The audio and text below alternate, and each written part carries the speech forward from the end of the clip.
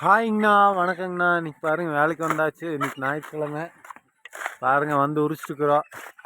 ஒரு 20 பேர் வந்து உரிச்சிட்ருக்கோம். பாருங்கள் கை காமிக்கிறார் அண்ணன். பாருங்கள் மேஸ்திரி கை காமிக்கிறாரு. ஞாயிற்றுக்கிழமை இன்றைக்கி வேலை கொஞ்சம் அதிகம். எப்படி ஒரு 12 மணி வரைக்கும் வரும். 20 பேர் வந்திருக்குறோம்.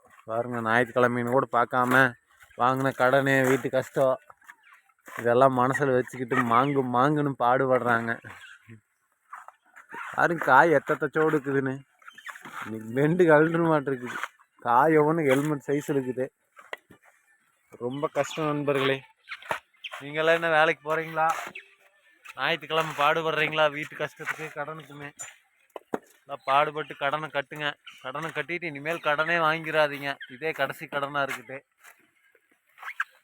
பாருங்க இந்த பையனுக்கெல்லாம் என்ன பேச்சுலர் பையன், ஜாலியாக இருக்கலாம்.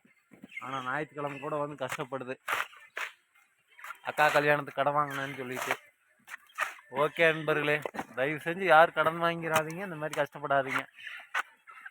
வாழ்க்கையை ஜாலியாக என்ஜாய் பண்ணுங்க. இருக்கிறத வச்சு சந்தோஷமாக வாழுங்க. பாருங்க அங்கே ஒரு காது ஹெட்ஃபோனை மாட்டிக்கிட்டு கடும் பாடு வருவார்.